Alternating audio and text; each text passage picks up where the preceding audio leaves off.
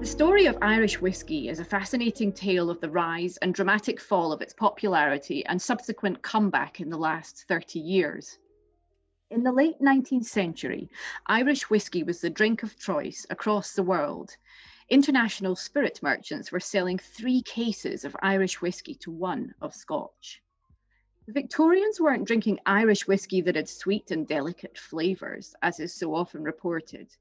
They were drinking Irish pot still whiskey, a mixture of raw and malted barley and often other grains, oats, rye, and wheat. They weren't drinking a blend, nor were they drinking a single malt. Their taste was for a heavier, denser, and oilier whiskey, spicy, complex. The rise of Irish whiskey left Scottish whiskey behind, but if its rise was spectacular, so was its fall. 60 years later, by 1930, the distilleries producing these complex whiskies had vanished. What happened? Why were they left behind while Scottish whisky forged ahead? Today we're joined by Fionnán O'Connor, who will give us the answers. Fionnán is a writer, consultant and lecturer for distilleries across Ireland. He is the chair of the Irish Whisky Society's Cask Selection Committee and represented Irish whisky to the EU. In 2018, Fionnán started working on his PhD, investigating lost historical mash bills in driving innovation in contemporary Irish distilling. Fionnán, when did Ireland first start making whiskey, and what would it have looked and tasted like? Well, there's a lot of bad history out there, usually told by ourselves, about the roots of Irish whiskey. The first references, like the rest of Europe, distilling is a predecessant history to whiskey itself. I think the great fraud that's told, both in Ireland and Scotland, is that whiskey as we know it today is the root of its history rather than the end point of its history. Whiskey evolved over time, but the idea of an uncompounded barrel-aged grain distillate is really the terminus. So really, when you're talking about the birth of distilling, certainly in Ireland, it's in a medical context. It's aquavita, ishkabaha, ushkeva. It's a very different drink for a very, very different purpose. And Ireland is in there quite early. The first reference to distilling in Ireland is in 1324 in something called the Red Book of Ossory. But that reference itself is actually a copy of a Mediterranean text. So like Scotland, it's really the story of distilling full stop in Europe, the history of distilling potable beverages. I think there's a lot of confusion as well when we talk about the history of alcohol as we know it versus the history of distillation.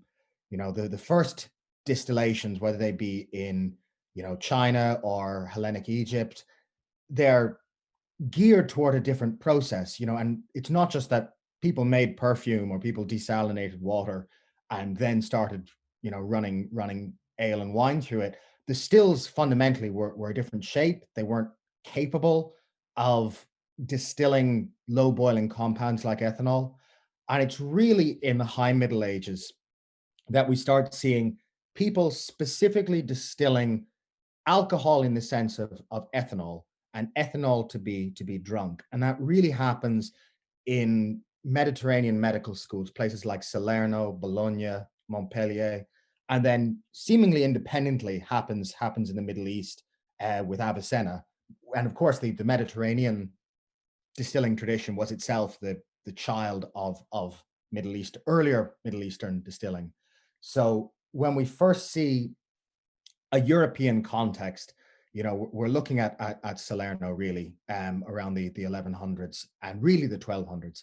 And the first reference in Ireland is a direct copy of a treatise called Consilia Medicinalia by a man named Taddeo Alderotti, who's a Bolognian chemistry professor, essentially. And when we see the Red Book of Ossory, that's just almost word for word. It's or a cribbed version of the Italian manuscript. And then around 1415, we start seeing Irish, Gaelic translations of the same text. We start seeing it in a medical context. The Red Book of Ossory is from a monastery in Kilkenny. But the next references are all from what were called Oluna, who were the medical class in both Gaelic Ireland and Scotland. And we start seeing that text disseminated between Ireland and Scotland. And, I think there's an untapped reservoir there in the history of Scotch whiskey as well, where you start seeing this cross communication, across what was really a shared cultural sphere. And so the first use of the word, ishka baha, the root of the word whiskey, that I've found is from a 1415 medical treatise. And again, really a Gaelic translation of the earlier Latin text, which itself ties back to the roots of aquavita, of nascent European distilling, which themselves go back to the Middle East. So it's really it's a thread more than a genesis. So that water of life that we're talking about, what sort of grains were they using at that time? So the very first references are all wine, because of course it comes from that Mediterranean route. And then naturally, distillation starts adapting itself to whatever the local fermented beverage is. Now, in medieval Ireland, they tended to drink something called curram. Curram is essentially an unhopped ale made of malted oats and malted barley, sometimes just malted oats, and very, very occasionally a little bit of wheaten malt, all malt, but malt in a sense we're not familiar with today. And we know a lot about curram because early Elizabethan colonists in Ireland never stopped complaining about it. They hate it. They can't stand this like porridgey muck that the Gaels are drinking, and because they're used to English ale, which was increasingly hopped as well. Hops don't prosper in most parts of Ireland, which is another reason for distilling something. Hops originally are a preservative, and so when we see very early references there to these odd forms of whiskey that we don't know anymore. So there's a drink called Balkan that gets referenced a lot, Willikiaun, which means madness of the head, or idiomatically blow to the head, and it's made from black oats, and it seems to be a distilled version of curram. And that's quite interesting, when we think about what grains are being used, and then we consider who was making that whiskey. Can you explain a little bit who was making it and why they were making it? Yeah. So again, there's a very, we go on about monks, but a lot of the material comes from medics as much as monks. Now there's an overlap there. Obviously, hospitals could often be monasteries. There's a deep medical link to monasticism. But again, you get this strange class, almost again Aluna or olive in the singular, who tended to be hereditary physicians, and so you get very specific families like the O'Hickeys, the O'Leans, in Scotland famously the MacBaha, the Beaton family, they all belong to this again hereditary medical class, and they tend to have surnames that relate to that. So Hickey in Irish literally means healer. Beaton is an anglicization of Baha, which is the same word as Ushkava of its life. Now a pure coincidence that whiskey is water of life, and their name is it's just again the doctoral legacy of the family. But we start seeing this a lot of translations of Avicenna via Latin into Gaelic. Irish and Scots Gaelic had become different languages by this point, but shared a high literary standard, and that's what a lot of these texts are written in. And yeah, we start seeing it eventually as that medical tradition degrades into kind of a folk medicine.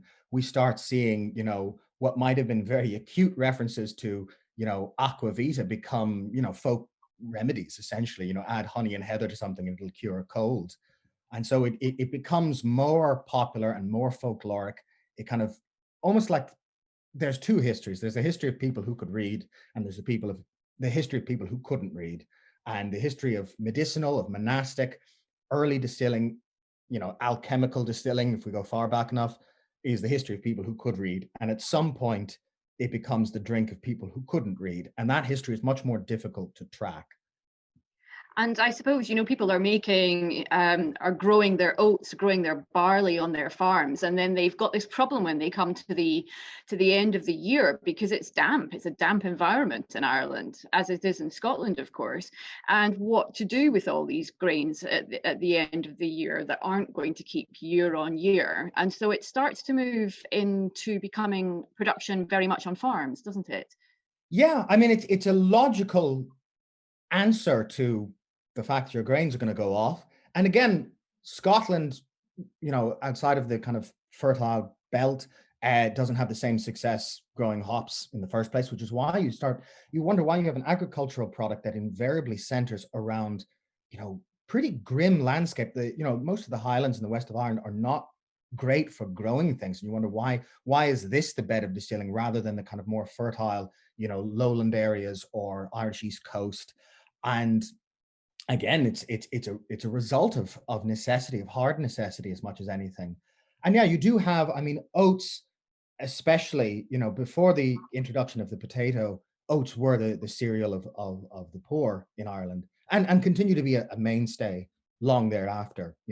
A lot of people ate a kind of a crude stirabout, a porridgey type substance, and so yeah, there's this link between necessity, between agriculture, and between practice, and they create early. And you see, again, oats is a big deal in the history of Irish whiskey, but you see drinks like Treshtarrig and whatnot mentioned in Scotland, these kind of odd references to oat distillate early on, and that vanishes out over time. But of course, it is just agricultural history. It's the history of grain through a glass darkly.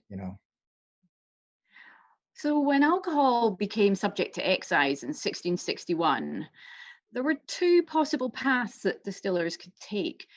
Why did people persevere, the farmers, I guess, in particular, making illicit whiskey with all of the inherent risks? Well, first of all, in 1661, Crown authority in Ireland was pretty limited in a lot of areas. So they didn't have great luck enforcing excise in many parts of Ireland, certainly the south and west. Um, so again, chances of being caught were actually pretty loose. Your odds were good, and it takes a long time for that to persist. But it is necessity. It is a social commodity. It was so deeply ingrained, and we forget, especially by the 1600s, Ireland looks a lot, we a lot more. How would you put it? Spirits are a much stronger part of daily drinking. Today, if we look at practice both in Ireland and Scotland, beer has long since superseded spirits as the most commonly consumed, daily drink. People do not knock back whiskey in the frequency that they drink, fermented beer. And that wasn't always the case. Spirits are heavily, deeply ingrained into the social practices, into daily drinking.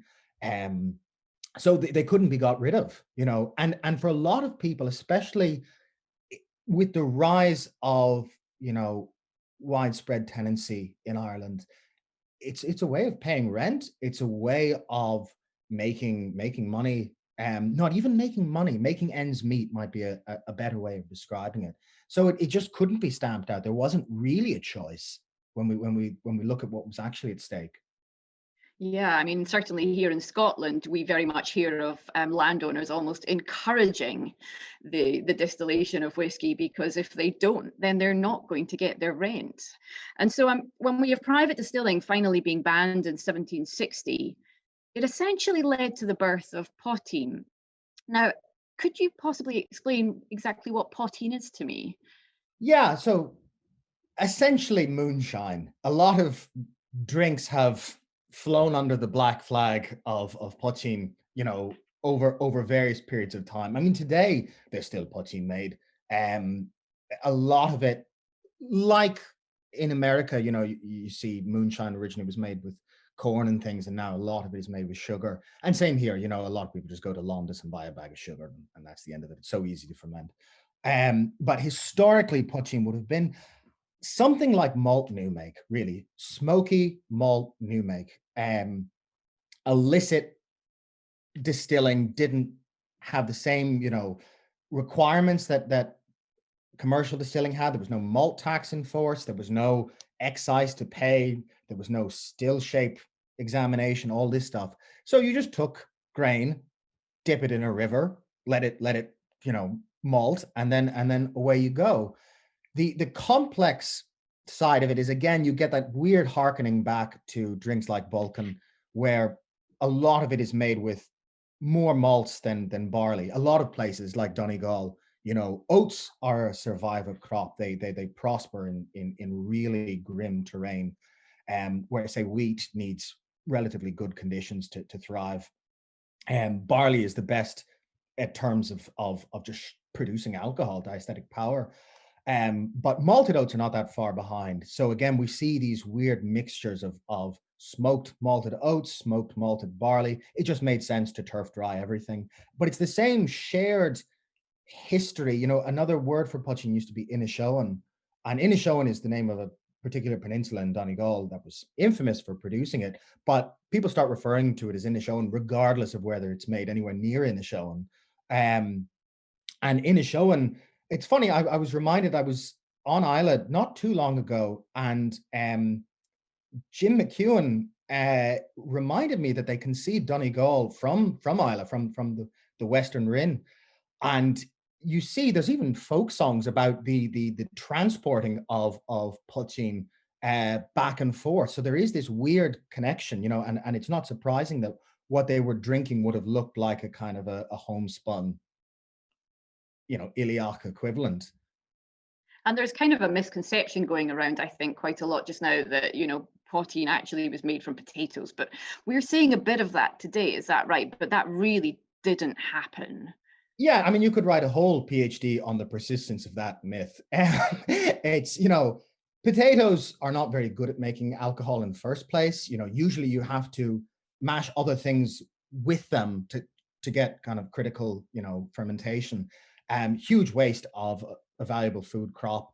But again, there's just no real reference. I think that survives largely through kind of didgeridooship, more than anything legitimate. Yeah, what we see is essentially a granular distilling tradition. And then during the 19th century, that becomes corroded by sugary adjuncts. We start seeing molasses, we start seeing treacle. So, of course, if you're going to mix the grain with something, you want to mix it with something sugary, because sugar is so good at making alcohol. And so you start seeing these weird corruptions. It's almost like potcheen gets murkier and more sugary as legitimate whiskey gets better during the 19th century. The kind of cross wires. But that would be the roots of it. A grain tradition gradually corrupted with sugary things until eventually we reach contemporary times, and a lot of it really is sugar now. Now, while I've been interviewing you for the last few minutes, I've had this amazing smell wafting through to me. I have some potcheen right here in front of me. It's from the McKill distillery, and I find it absolutely wonderful. It's got some wonderful vanilla notes coming through. I'm wondering if that's maybe the smoked, the oats that are providing some of that. Yeah, I mean, oats, when you distill, especially oat and malt, you start getting this weird kind of cupcake icing smell. It's a very specific kind of frosting smell. And the Mickle, and those guys are good friends, Pádraig Ó Grialis is almost like something out of National Geographic. He's a Gaeilgeoir from Connemara. His grandfather legitimately made, potcheen. His father did. A lot of people pretend to have the background that Pádraig has. And they were still making grain-based distillate, and originally their base was a malt base, and then they did the heritage one. We actually did that with them for an article originally, and then they took what had been a one-off kind of fun project and kept doing it, where we got some peat cut locally, essentially, and open air dried malt. It wasn't done by a malting house, and so we took oats and we took barley, malted them both, smoked them both, and then away he went.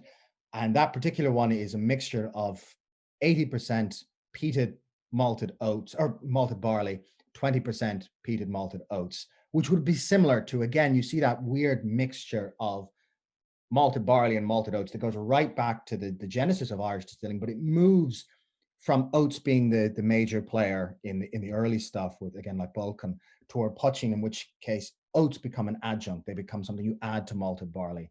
There's a word in Donegal Irish called Bailty, and Bailty is literally a word for oats to be added to potching. So you see these vocabulary words spring up around this logic. But yeah, Mickle is fantastic. You know, a lot of the legal potchings that came out in the 90s and so forth could be a bit, twee, really. Like legal moonshine of any kind, kind of tourist gift shop stuff. But Porrig is a breath of fresh air. I think that he's a real sign for the birth of something interesting and innovative coming out of a legal potching category. I have to say, I've really enjoyed doing all of my research for this interview. I have consumed a fair bit of Irish whiskey, and I mean, it really begins to develop a reputation around the globe, doesn't it? Why was it more favoured than its Scottish counterpart? So originally, Irish whiskey and Scotch whiskey heavily overlap. In the 1700s, it's a much more blurred distinction in terms of what people are doing. And part of the separation, and a lot of my PhD is actually, when it comes down to the kind of nuts and bolts history, is about why did they bifurcate and why did they continue to separate until we hit the late 1800s, where they've hit an almost near dichotomy of malt versus mash bill. When originally you see, again, I mean, there was plenty of oats distilled early on in Scotland as well. But from 1760 onwards, we start seeing really two traditions in Ireland. One is illicit, malt-based, smoky, generally clustered around the Northwest, Connacht and West Ulster. And that never really gets fostered into a legitimate industry, and much closer really to what was going on in the Highlands. Then we start seeing essentially an urban, or at least market town tradition. And there we're seeing a mixture of malt, raw barley, which is now, again, the spine of the difference of Irish distilling, and again, originally overlapped. And then we start seeing unmalted oats, and that's a big difference. We start seeing raw oats used in the legitimate distilling, and that weird mixture of malt, raw barley, and raw oats becomes the bedrock of what evolves into what's now called single pot still, Irish pot still whiskey, which is odd. It becomes distinct enough that Irish pot still is used as a phrase in contrast to what we would now call single malt whiskey, which by inference is Scottish pot still. Now there is overlap. There was malt whiskey being made in Ulster, but we start seeing that original split between two originally quite closely overlapping traditions, and they start moving away from each other. And essentially what happens is a lot of it comes down to legislation at the start. Scotch whiskey eventually made efforts to harbor illicit Highland distilling into legitimacy, to make it advantageous to take out a license. You start seeing things like the Small Stills Act and whatnot. That doesn't happen in Ireland. In Ireland, you start seeing regulation of the urban distilleries, a much more close regulation. So whereas in the lowlands you get the Steens and the Haigs in Scotland with the saucer stills, that stuff is illegalized in Ireland. So we start seeing a high quality urban product very early on, where a still can't be wider than it is tall and so forth. And there's an effort to consolidate distilling in what are called the hands of gentlemen of capital. We start seeing urban distilling become a prestige business rather than, say, just a commercial or entrepreneurial business. And we start seeing people get knighted and this kind of stuff.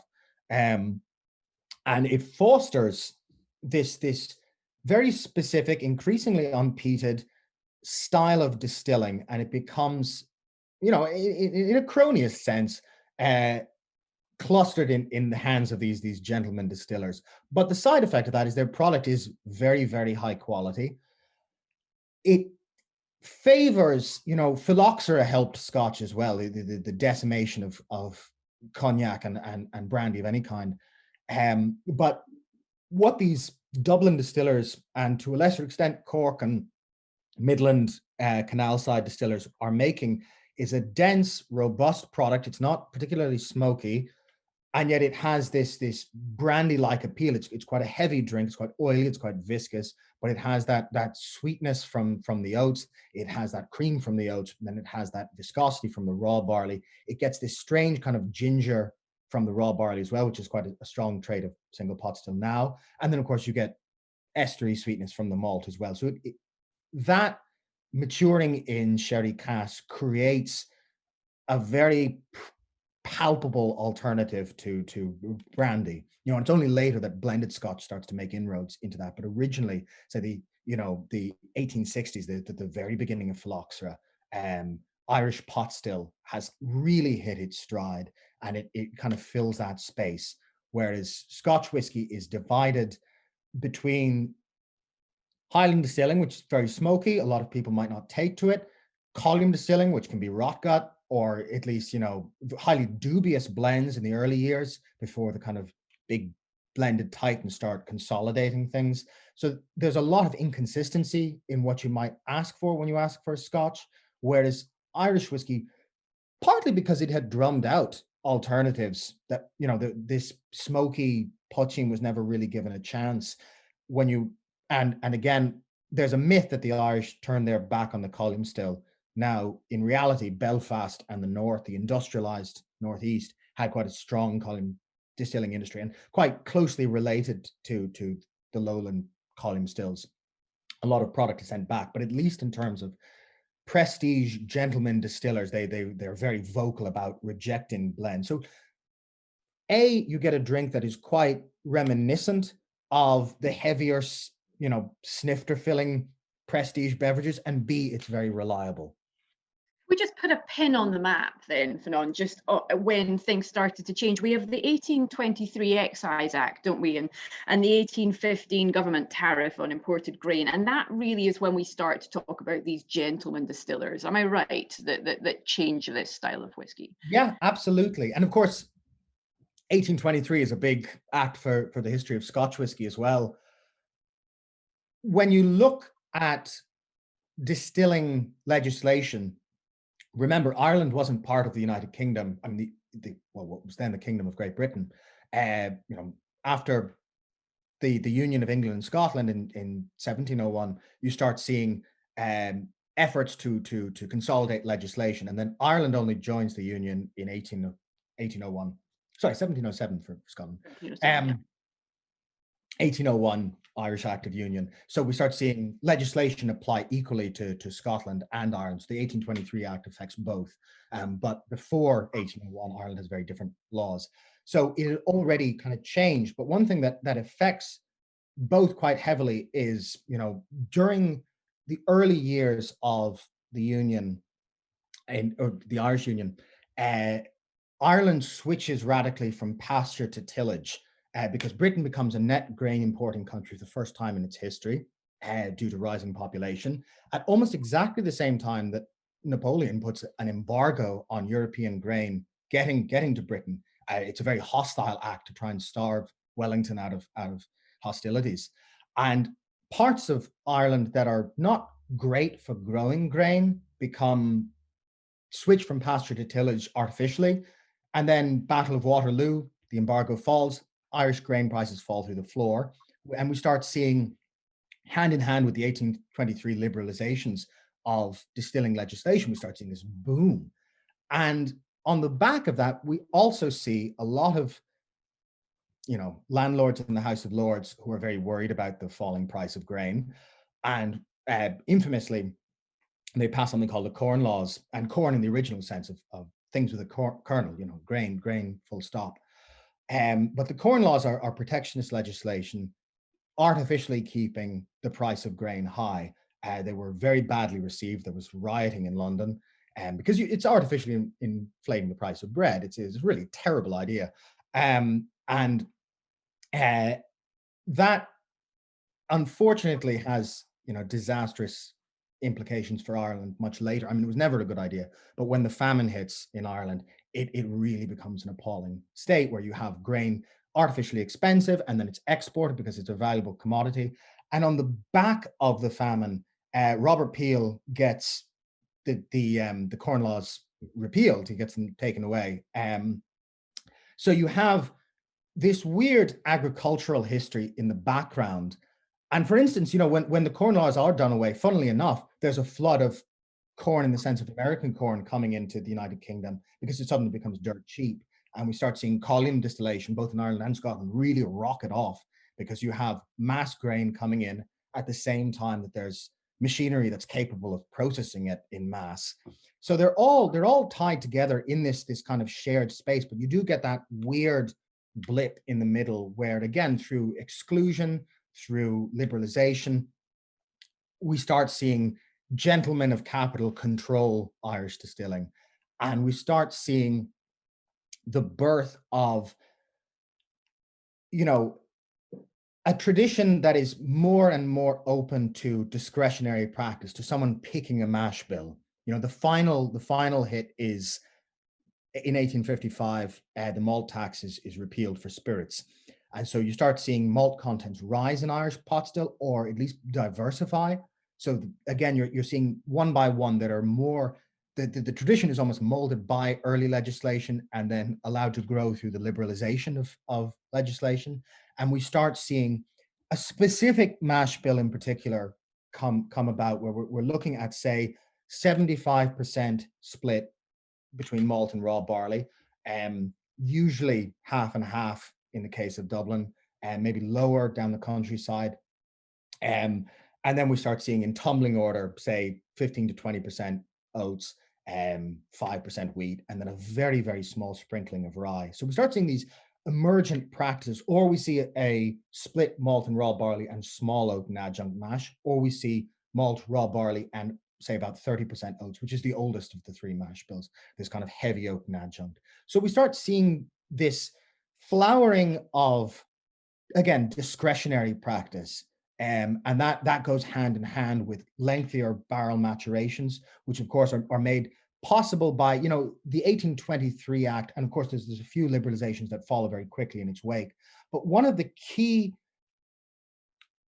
passages concerns what excise is actually passed on. So there's a redefinition of spirit that excludes heads and tails, essentially. So it suddenly becomes possible to be discreet in terms of the quality of distilling. Now, you're still shedding product, but you're not actively burning through cash by taking a thinner cut, by taking a more reasonable cut.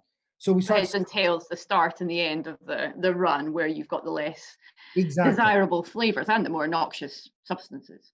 Exactly. So you're seeing, when you're not taxing that, when you're just taxing, so things like triple distillation, which was not universal in Ireland by any stretch, but that only really becomes possible, even as a possibility, when you're only paying tax on the last spirit. Otherwise, it's a complete, financial disaster to do something like that. So again, we start seeing these various, and especially when you're talking about urban distilling in these large bulbous pots, triple distillation increases copper contact. You start seeing, elements. Now, it's still heavily cut triple distillation tends to be a feature of Dublin distilling, because when you thinly cut from triple distilling, you get a very, very light product. So we start seeing all of these mixtures of agricultural history, of legislative history, and of the rising prestige of the product, which in turn compels itself. Once they become, Baron Edermine, James Power, they start having, notions about what they should be making. And the product, of course, becomes, prestigious in and of itself. And you mentioned a while back just Phylloxera, and actually it's a fascinating story of these gentlemen who are enjoying their cognac, and then suddenly that's not a possibility anymore, is it? Could you just explain that story, please? Yeah, I mean, Phylloxera, the single most important event in the history of modern European viticulture, essentially a vine-devouring aphid that's brought over by amateur botanists from the New World. And a lot of New World grape varietals had vines with thick skins that could withstand essentially a pest, and a lot of European varietals had thin skins and were ravaged. And within 5 to 10 years of arrival, it wipes out Portugal, Spain, France, Northern Italy, it decimates whole types of wine. And of course, cognac and brandy is wine distillates. Wine itself becomes relatively expensive in reaction. Wine distillate becomes extremely expensive, and extremely, not just expensive, but hard to find, because it's so disadvantageous to distill something that's itself already very, very scarce. And so, yeah, you have this culture of high-end distilling, and there had been a lot of brandy drunk in Britain and Ireland for a very, very long time. I mean, even in Ireland, the first references to brandy being transported from Bordeaux to Ireland are only about 5 years younger than the first reference to brandy being exported from Bordeaux at all. There is this deep connection that goes back, and whiskey was not always the only game in town. Similarly, you get like Highland bardic poetry is awash in references to brandy, so that there had always been, other options. Now, of course, by the time we're talking, brandy had become the gentleman's snifter drink. And when that disappears, Irish pot still starts to fill its shoes very, very quickly, and almost by accident. Irish whiskey gets much older after 1823, especially as you start. The other key reforms are on when you pay tax. So when you're allowed to keep whiskey under bond and only pay the excise afterwards, you start getting older product. People can be a bit, now you're still paying rent on bond of a kind, but it's the pressure is taken off. And so you get, one misconception is that, say, temperance helped disable Irish distilling. And in fact, it didn't have the slightest effect on production, because at the same time you start seeing more whiskey exported. You see, if anything, they're obliged to keep stock longer. And so almost by accident, you start getting this matured product, increasingly well made, with this very specific, kind of mash bill that has become so distinctly Irish that even when it's made in Scotland, it's called Irish pot still, and some of it is made in blatantly imitative settings in Scotland, where it's referred to as pot still Irish. And this used to annoy the living hell out of the Irish distillers, that you get distilleries like Cameron Bridge. When Alfred Barnard visits Ireland, Scotland, he's told point blank, we make grain whiskey, we make malt whiskey, and we make pot still Irish in some of these lowland distilleries, because it had become such a popular drink. But aside from the popularity, just the sheer endpoint where malt whiskey has become a Scottish phenomenon. And when Barnard visits Ireland, there's 28 distilleries. 2 of them make malt whiskey. The rest, you get the column distillers in Belfast, Derry, again industrialized Ulster, really. And then you get this Irish pot still tradition of mixed mash bills across the country.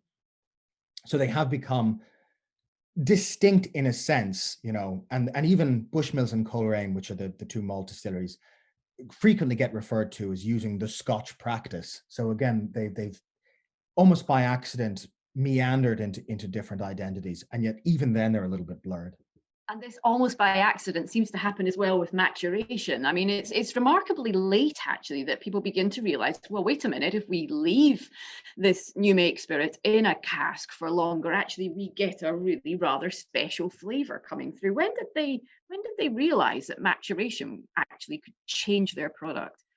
Well, I think the knowledge is there from very early on. It doesn't take a long time in a barrel for the color to change, to the very least. But nothing is done with it. There's a lot of romantic narratives about maturation, to hide it from authorities in the Rushy Glen. Most of that stuff is not actually all that true. Industrial history is dry, but fairly interesting, I would contend. And it really, when we're talking about lengthy maturation, we're talking about industrial history. We're talking about professionalization. We're talking about when you have professional distilling, you need to put liquid somewhere, and you discover quite quickly that if you can't sell it, you hold on to it longer, and it becomes a more valuable product over time. And as the industry becomes more stable, you start seeing the ability to, again, in the same sense as the mash bills, you can see discretionary practice come in with the prosperity of the distilling industry, and again the prestige floating in with that, especially things like 12-year-old whiskey are much more recent than we think. We get the idea that people were drinking very, very old stuff in the Victorian era. When Jameson said, not a drop sold till it's 7 years old, this was a very clear statement. So again, we see, and keep in mind, distilling before 1750, distillate looks very, very different. It's generally compounded with, heather and herbs and various, additives, raisins. Fennel is a big one in Ireland. And we see that die out with professionalization because, again, it's impractical as much as anything. And it's almost as that dies out, maturation comes in. Wood, which is necessary for storing it in the first place, supersedes the idea of doctoring distillate.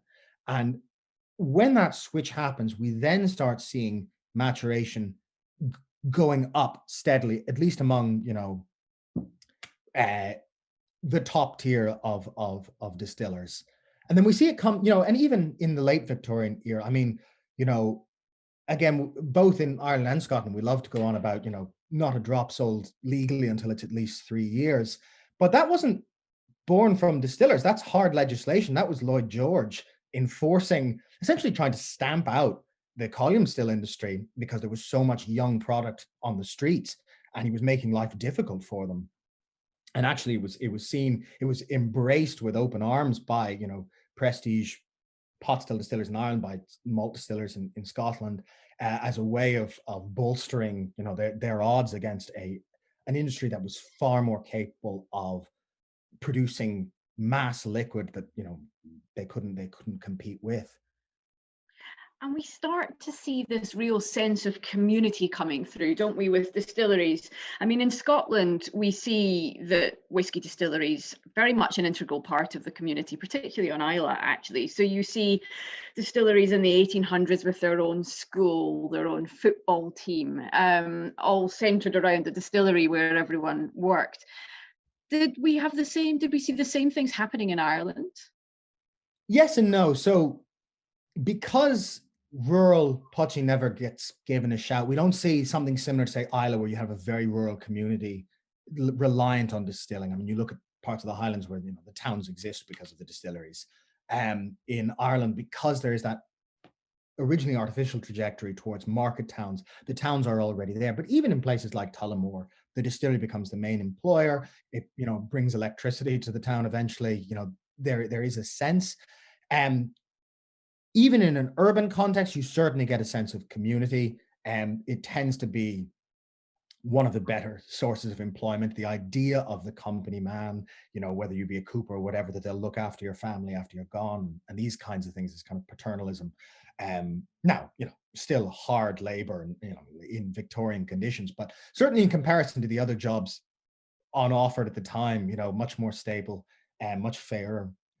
And you get things like, there's a football club in Northern Ireland called Distillery FC that was originally the staff football club of the Dunvilles distillery.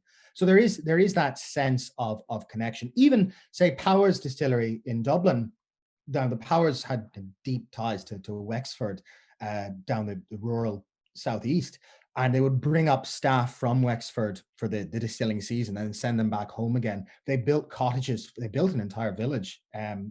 Around Edinburgh, for their staff. So there is this connection, even in this urbanizing context. Absolutely. And sharing whiskey from a quaich in Scotland, it signifies trust. It signifies peace between two parties. Certainly worked fairly well for my husband and I, our wedding. But do you find any of this sort of culture coming through as well in Ireland? I mean, there's this link. I mean, even the weird link that whiskey has to funerals is worth talking about. The strange commemorative power of whiskey in comparison to something like beer or even wine. Certainly in an Irish context, there is that strange idea. Standing somebody a dram is not the same thing as standing somebody a pint. They are so different culturally. and that's a very old concept. And I think that goes right back to the roots. Now, of course, in the same way that the quake, you see the original one, that's kind of Hebridean goblet passed around in this kind of merriment. There's a traveler, an English traveler named John Dunton, who comes to Ireland during the Tudor era, and he goes out west to a place called Connacht, which is now Connemara, essentially. And he's entertained by a chieftain, O'Flaherty. And that place at this time would be well outside crown jurisdiction. So when John Dunton goes, it's very exotic, and again, he describes this Gaelic world that he encounters as horrific, as nightmarish. He goes to a funeral and he describes these funeral games they're playing, and there's women essentially playing like leapfrog. And he says, it's bestial, it's strange. What are these creatures? And early on in Gaelic society, you have this class called keeners, who are professional female mourners. They're and they're hired for funerals. And again, the descriptions, and we've kept the word keening as a way of, a synonym for wailing, but originally keening is a professional practice, and it's this kind of strange, high pitched, sean-nós incantationalism, and he describes them drinking ishkabaha as a lubricant to this. There's almost this consumption. So a lot of that stuff is when the further back you go, the more kind of primeval it all starts to look. But whiskey has never shaken that strange aura. It's not consumed like other beverages. So, Fionnán, I'd like to jump back slightly. And we have been talking about column still so far in our chat, but in the 1800s, engineers start to look at this problem of quantity. And the pot still, of course, it's quite slow to produce, and demand, as we've discovered, is very high. And so we have the birth of the column still. Can you tell me a bit about its invention and its reputation amongst distillers in Ireland? Yeah, absolutely. And it's a funny one, because if you ever go to an Irish distillery, they'll tell you the column still was invented by Aeneas Coffey. If you ever go to a Scottish distillery, they'll tell you it was Robert Steen. In fact, it was neither. But the first columns are all from France. When we look at Edward Adam and some of these, I'm even back to Paracelsus, this European endeavor to fraction to make continuous fractional distillation possible. It's there almost from a concept of distillation. It's when you have something as a batch process, when you start seeing in the industrialized context, there's an effort, well, how do we make this a bit quicker? And we start seeing in a lot of stills coming out of the Armagnac region. The first really commercially successful column is Jean-Baptiste Cellier Blumenthal, and his happens around the time of Waterloo, and both the Steen and the Coffey stills are kind of modeled off of that. Coffey more directly, but you see earlier, even in Ireland, earlier attempts at the column still. You can see some of the stuff is fascinating. It looks like something drawn by Dr. Seuss, where you get like pots connected and this kind of stuff. So there's a whole history of like dead ends of continuous distillation. But yeah, certainly, I think Robert Steen is 1828, and Aeneas Coffey is 1830. He puts in his patent, so they're very close together. But Coffey very, very quickly becomes the still to go to. The big difference between Steen and Coffey is Coffey replaces the haircloth lining. He internalizes the still with copper, so you get a less sulfurous spirit. And then the other thing is that valve at the bottom for dispensing with oil, which allows it to be truly continuous, whereas the Steen still needs to be stopped all the time because it clogs. And so Coffey creates, he's like Edison or Watt or any of these so-called inventors who are really the last to invent something rather than the first. But again, Aeneas Coffey, the fairy tale is that Coffey is, an exile in his own home. He's sent abroad. In truth, he does have moderate success in Ireland early on. The first distillery to install a column still is Watt's distillery in Derry. But really, his takeoff happens actually in England with gin, and then he goes up to the lowlands and is extremely successful in a Scottish context. It's expensive to install, but once you've got one, you don't have to worry about it, and it becomes truly continuous. And yeah, there's two sides of that story originally. And that's the other, bifurcation that happens again when you look at the earlier period in Scotch whiskey, when you get that lowland distilling, where it is using mixed grains, not the same mixed grains as nascent Irish pot still. Really, there's overlap, but you get a lot more wheat in the lowlands, and partly to do with agriculture. But again, it never evolves into a prestige beverage because, well, legislation as much as anything. But you get the, low to the ground saucer stills, rapid distillation, noxious cuts. And so, what's left of that by 1828 to 1835 kind of space is more than happy to switch to column distillation because they're not terribly fussed anyway. Whereas in Dublin, you get that because of what it has become to make mixed mash bill distillation in Ireland, they're disinterested because they have become a prestige product. And so you get, originally column stills are run with something close to what had been run through a pot still beforehand.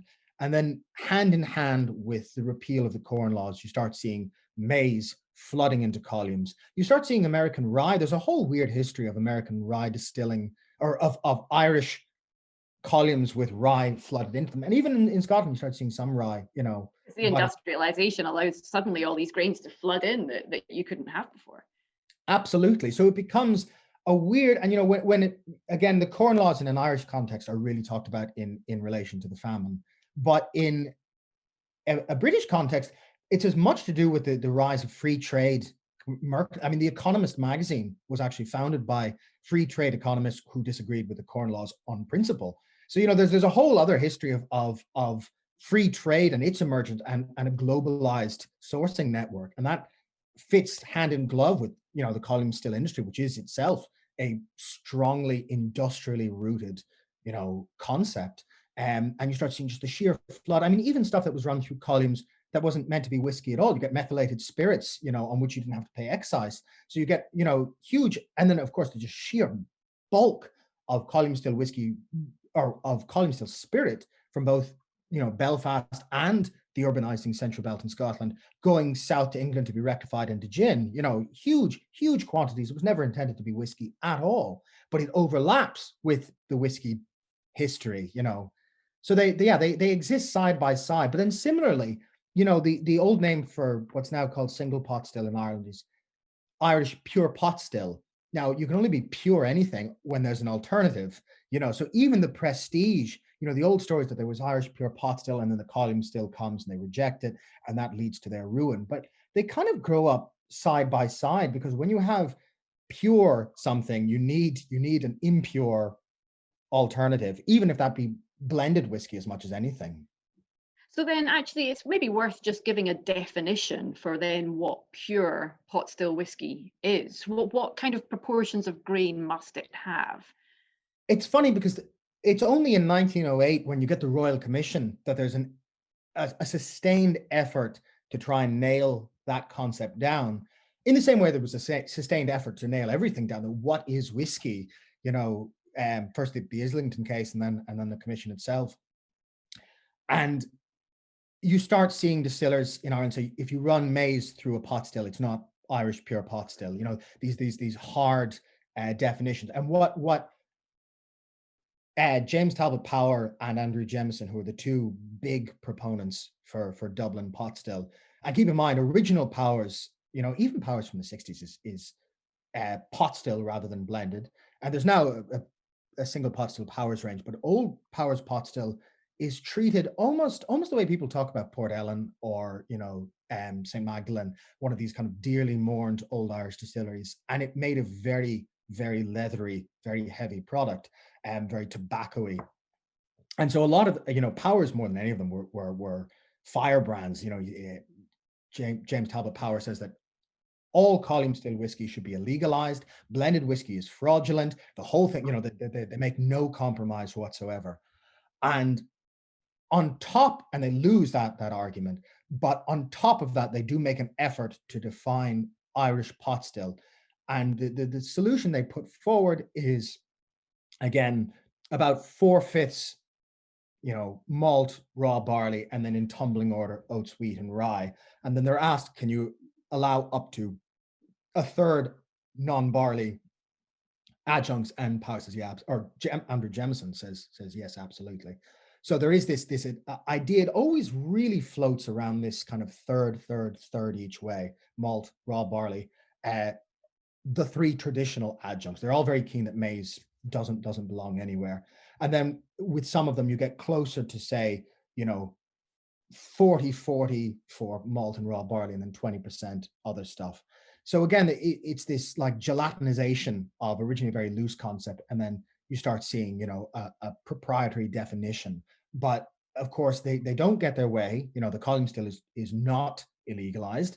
Ireland leaves the United Kingdom, or what's now the Republic of Ireland leaves the United Kingdom shortly thereafter, and all of this legislation ceases to mean anything in an Irish context. So it comes close to making a definition, and then doesn't really solidify one, and then it ceases to have any law whatsoever. And we have, in such a short space of time, this complete change of allegiance globally, really, from Irish to Scottish whisky. Now, there's an awful lot that happened in a very short space of time. Would you like to talk a little bit about that, Fionnán? Yeah, absolutely. I mean, and again, Irish pot still specifically, and Dublin, very particularly, presents itself as a drink of provenance. It says, anytime you find this elsewhere, it's a fraud. The old Dublin houses, the famous, Sir Henry Roe, Baron Edermine Power, High Sheriff of Dublin, Andrew Jemison, the very men of tall stature, as it were. And their idea of whiskey is about provenance, an old house provenance, tradition, reputation, etc. And they eye blended whiskey, and especially, as much as anything, there's a class dynamic, the commercialism of, they lived in a very different Victoriana than, the likes of Tommy Dewar and so forth, for whom, you're looking at entrepreneurship of Victorian handshakes and signed dotted lines and this kind of stuff, company shares, whereas, the pot distillers are, again, pretty elitist when it comes down to it. And they kind of snub their nose at blending. And to be fair, there is a lot to complain about in the early years of blending. There's a lot of column still mass liquid going about. Nobody knows where it's coming from. It's going back and forth from Glasgow to Belfast with various custom stamps. Nobody knows what it is. There's a lot of fraudulent product. I mean, we take it for granted now that if you buy a bottle of Johnny Walker, at least in protected markets, what you're getting. That it is what it says on the tin. Whereas, in the 19th century, that was a lot more ambiguous. And so they see blending as a threat to that. Now, the great irony is that when you start seeing the big blended captains, the Dewars, DCL, etc., these blended enterprises become so big that they regulate themselves, because it all becomes about sourcing consistency. And, you get the whole science of blending and the idea of brand consistency. Really, the 20th century is the story of emergent consistency. We've now gone backwards and romanticized artisan products, but really at the beginning, it's about assurance, about reliability, and the idea that if you have a Hague in New York or Shanghai, it will always be the same thing, a white Mackay.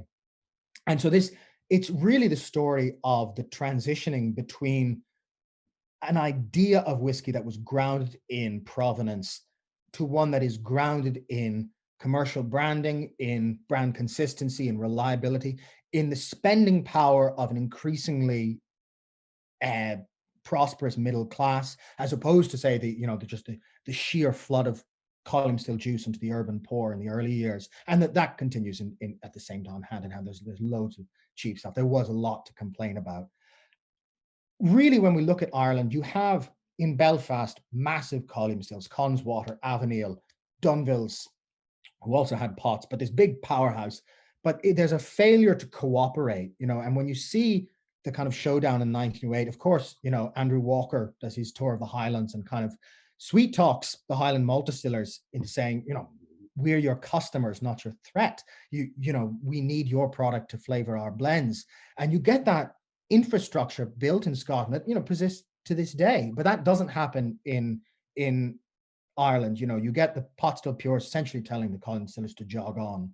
And that failure and the kind of, you know, clash that goes on. I mean, Lloyd George once described the difference between the pot still and the column still as one more manifestation of the difference between of the arguments between Dublin and Belfast. And of course, at the time he's writing, Irish whiskey is still a very, very dominant product. But it's But he's trying to clamp down on it, isn't he? I mean, he's trying to curb pub hours. He's trying to restrict the alcohol oh, absolutely. access for people. If he'd had his way, he would have pushed the United Kingdom into outright prohibition. You know, he was a teetotaler himself.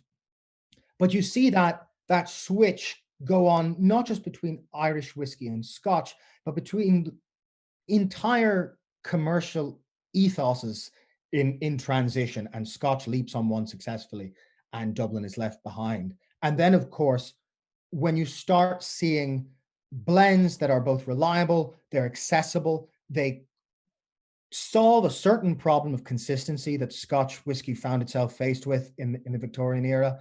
Um, because at least you know what you're getting with the Scotch, and you know what you're getting specifically with each brand of Scotch. And they foster the survival of the malt distilleries, albeit quietly in the background, until, you know, the rise of single malts in relatively recent times. They become a service to blend, so they become invisible, but they're still there, you know, whereas Irish pot still just, again, tumbled down until it eventually bit the dust. And we've got prohibition, of course, coming in 1920 in the States, and the States was a major market for Irish whiskey, and that suddenly just disappeared for them, didn't it? Yeah, I mean, you have the perfect storm of, you know, the Irish War of Independence basically overlapped with the onset of Prohibition. So there's literally nobody to sell to. You've got, you know, the British Empire was a quarter of the globe. This is long before you have, you know, a Russian market, or, you know, of any sort of size, or, you know, a Chinese market or whatever. There's only so many places that are buying whiskey in any sort of mass. Um, and yeah, it all falls out from underfoot. And then you get, you know, the Irish Free State had very protectionist legislation. There's actually a cap on exports, which is a terrible, terrible idea, to preserve whiskey for the home market. You know, there's literally telling people not to produce in any sort of scale. And then, you know, there's the great mystery as to why, despite all of these problems, Irish pot still out survives Irish column distilling. And the column distilling was all happening in the north, which is theoretically still part of, you know, the empire market, etc. There is a very hostile takeover of Ulster column distilling by DCL, and in the same way they did in Scotland. They bought people for the privilege of closing them down. And William Ross, you know, takes over what was called UDC, which was the three big column still players in Ulster, and you know, essentially dissolves the stock, probably absorbs it into blended Scotch without too much fuss. And there's, you know, some grain whiskey coming out of Belfast just floating around Hague. And he infamously minutes, you know, Ireland is an irrelevance. And that's I think that's 1933. He says that, and that's really the nail in the coffin, you know. Which is an interesting date, because am I right in thinking Prohibition ends 1932, the year Yeah. beforehand? So, but the Scots, you know, they've been carrying on supplying the States quite happily with whiskey through Prohibition, but Ireland doesn't it? And is that the only reason, do you think, that Scotland manages to respond more successfully at the end of Prohibition than Ireland, or is there more to it than that? Well, there's the absence of any sort of column still engine behind Irish whiskey by that point. Ulster hadn't been cooperating with Southern pot or even Ulster malt. You know, Bushmills was still on the go, Coleraine, and then Cumber was making Irish pot still in the north. But also there had already been that transition to the sheer branding power of the blended architecture that emerged in Scotland. You know, the mass. There is a deep paranoia in the Irish Free State about offending the US, because, again, you know, it's seen as the one real ally. And again, they don't want to upset the US. They are approached by even people like Joe Kennedy, to father of the famous Kennedy, and they turn him away. They say, we're not interested, you know. And then he goes to DCL, and he's given heaps of Hague, and so there's that failure, but again, I think the writing was already on the wall beforehand, and it's just then a stream of consequences, and you end up with about 5 producers in what's then the Free State and eventually the Republic of Ireland. um Jameson, Power, Locks, B. Daly and Tullamore, and a company called Cork Distillers, Old Middleton Distillery. And none of them will, they're all making Irish pure pot still. They're living in this kind of increasingly fantastical world where there's still a possibility of this ever superseding the column still. They refuse to blend, they refuse to accept that they lost in 1908.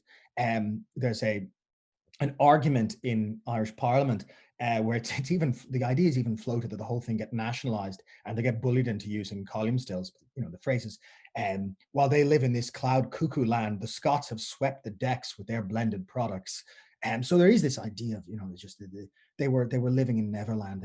They couldn't, and eventually B. Daly, Locks go to wall, and Comber closes in the north. And so you end up with 3 distilleries: Powers in Dublin, Jameson in Dublin, and Cork Distillers in Cork.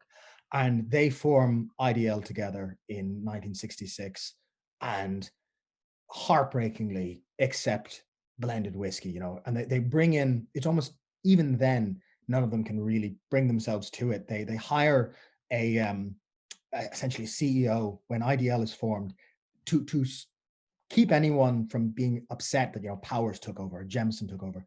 They agree to bring in a company head from outside whiskey altogether. And he's a guy named Kevin McCourt, and he's an entrepreneur originally from media background, no connection whatsoever. And he takes a look and he says, right, to hell with this, you're all becoming blends, suck it up.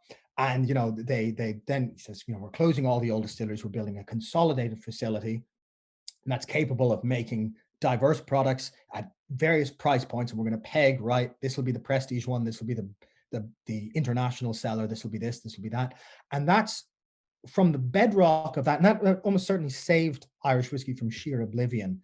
But it also means that the branding identity changes quite heavily. And, again, the fact that Jameson is now a smooth, blended brand it would be, a nightmare to not even John Jameson, but to most of the Jameson family going back. Power's the same, now they keep making pot still whiskey as an additive, and in a very, very small quantity as a pure pot still, via, again, like Redbreast and a trickle of brands really.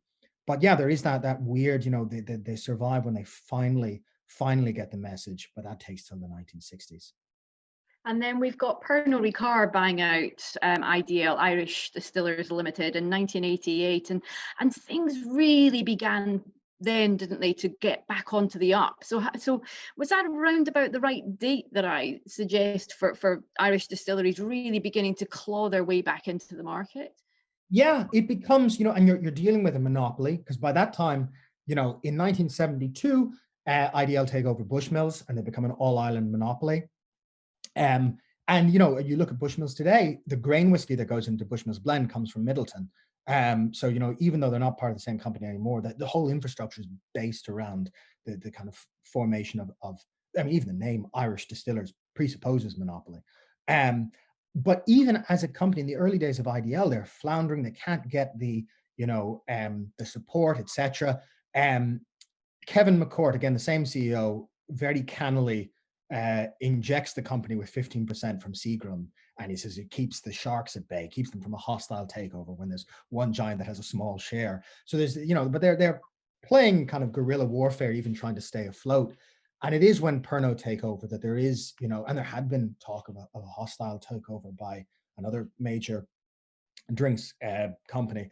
But Pernod, it has to be said, do take a liking to Irish whiskey very, very early on. They do flog it, and it helps that they own a monopoly. So the entire the survival of the category only does well for Pernod Ricard.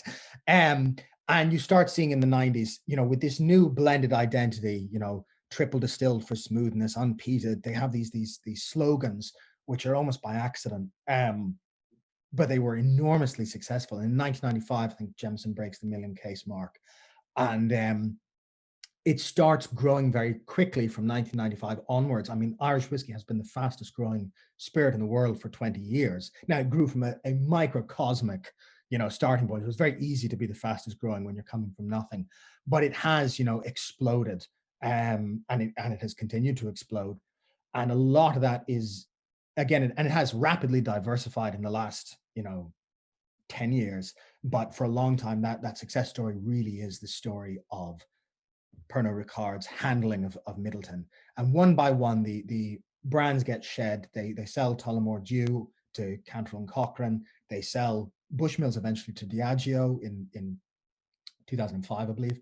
And we start seeing diversity kind of re-enter the category.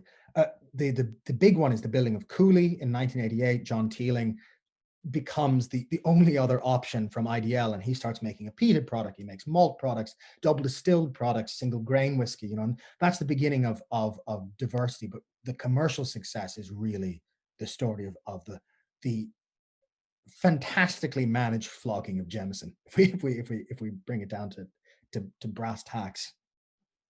So the fastest growing spirit in the world is quite something. And actually, I think it would be interesting just to understand all the different segments of Irish whiskey that are coming through in the market today. We've obviously got the pot still whiskey coming through. Would you like to just talk us through the other options available these days and which ones are right at the forefront? Yeah, I mean, there's, and it has, again, rapidly diversified in terms of the number of people producing it, and rapidly diversified in terms of the kinds of whiskey being made. So, for instance, it wasn't all that long ago that there wasn't much Middleton pot still sold as pot still. And now you see, again, Redbreast is all over the place, and then they've got, Redbreast 32 and this and that. That's really the flag carrier. But even, Powers started making pot still. Well, IDL started making Powers pot still. 2011, 12 is when they really started flogging it. Well, not flogging it, but creating a portfolio. So even internally in Middleton, there's been a lot of diversity, but then outside, yeah, we've seen this, we've leapt from having essentially 3 distilleries to having 38, I think is the current head count. Now, quite a few of them are making, similar products, but even say about 10 of them making really interesting, quirky stuff. So we're seeing like peated pot still come about. We're seeing, again, oats coming back. Oats vanished out of Irish pots. Irish pot still became malt and raw barley after the building of New Middleton. So when Old Middleton closed in 1974, that's the last of the old generation. And now we're seeing, again, people play with, experimental. I mean, my own PhD has been essentially about that revival of old mash bills. And there's been an enormous amount of interest. But then people doing odd stuff like triple distilled peated malt, stuff that was never done, kind of quirky stuff. And I think Irish whiskey at the moment there's an awful lot of white noise, but there's also an enormous amount of energy, and whether that be deeply traditional Irish whiskey or whiskey that is so traditional that it's alien again. I mean, again, like Brendan Carty up in Killowen was making Balkan the other day, and these they become kind of fun projects as much as anything, and people taking these concepts and reformulating them. We see single grain coming into Irish whiskey very prominently in a way that it hasn't really in Scotch, despite the sheer mass of grain whiskey available. You're starting to see people, put it as a core product rather than a novelty product. We see a lot of malt whiskey, obviously, and Ireland has been a big beneficiary of the sheer success story of Scottish malt whiskey. But similarly, like I was worried for a long time that Ireland by accident would just imitate Scotch with its success story, and there has been that does go on. But similarly, you have again this volcanic eruption of diversity born from the past, and that's and also just stuff that's not done anywhere, and that's cool and wonky and strange in its own right. And I think there's room for plurality. Well, Fionnán, thank you for a absolutely fascinating insight into Irish whiskey's past, present, and hopefully future as well. It's exciting to see that Irish whiskey is such a promising future ahead of it. myself. So thank you for joining me today. We look forward to seeing the rise of Irish whiskey into the future. Grand, thank you very much.